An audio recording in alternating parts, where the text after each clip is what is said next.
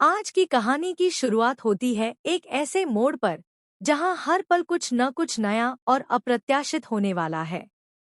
आरव और ईशा की जिंदगी में हाल ही में कई उलझने और झूठ की परतें खुली हैं, लेकिन अब स्थिति एकदम बदलने वाली है। ईशा को पहले ही शक हो चुका था कि रिया कुछ गड़बड़ कर रही है। उसने देखा था कि रिया की हरकतें सिर्फ साधारण नहीं हैं, बल्कि किसी बड़े षड्यंत्र की ओर इशारा कर रही हैं। और अब वह समय आ गया है जब ईशा अपने शक को सच में बदलने वाली है। आरव, जो अब तक अपने अंदर की बेचैनी और डर को दबाए हुए था, अब और नहीं रह सकता। उसे महसूस हो गया है कि अगर उसने समय रहते अपनी बहन ईशा से बात नहीं की, तो सारी चीजें और उलझ जाएंगी। इसी सोच के साथ वह सीधे ईशा के पास पहुंचता है। कमरे में प्रवेश करते ही उसकी आंखों में बेचैनी झलकती है और दिल की धड़कनें जैसे तेज हो गई हों। ईशा, जो पहले ही हर बात पर सतर्क थी, अब उसकी बातें ध्यान से सुनती है।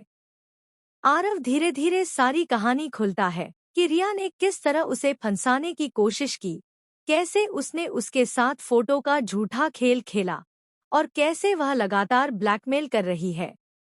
ईशा, मुझे खुद भी नहीं पता कि रिया ने यह सब कैसे किया। मैंने उसके साथ कुछ भी गलत नहीं किया, लेकिन वह मुझे लगातार धमकी देती रहती है। वह मेरे ऊपर झूठ फैलाकर मुझे परेशान कर रही है, और यहाँ तक कि मेरे भाई को भेजा गया रिश्ता भी रिया ने मेरे लिए मुश्किल बना दिया है। मैं अब और चुप नहीं रह सकता। आरव की आवाज में एक झलक डर और ईमानदारी की मिलती है। ईशा उसकी हर बात ध्यान से सुनती है। उसकी आंखों में अब सिर्फ शक नहीं, बल्कि सच्चाई की तलाश की चमक भी है।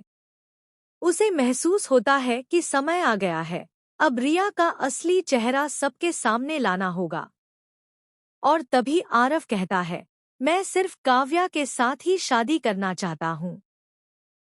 यही मेरी चाहत है, और मैं किसी और के लिए अपने दिल को नहीं बदल सकता। ईशा ने उसकी बात सुनी और आंखों में दृढ़ निश्चय झलकता है। उसने आरव से वादा किया कि वह उसकी और काव्या की शादी के हर कदम में उसका साथ देगी, और यह सुनिश्चित करेगी कि कोई भी रिया जैसी चालाकी से उनकी खुशियों को बर्बाद न कर सके। लेकिन कहानी में अब आने वाला है वह मोड़, जिसे देखकर दर्शक हैरान रह जाएंगे। रिया, जो अब तक अपनी चालों में माहिर रही थी, अब गलती कर देती है। ओह!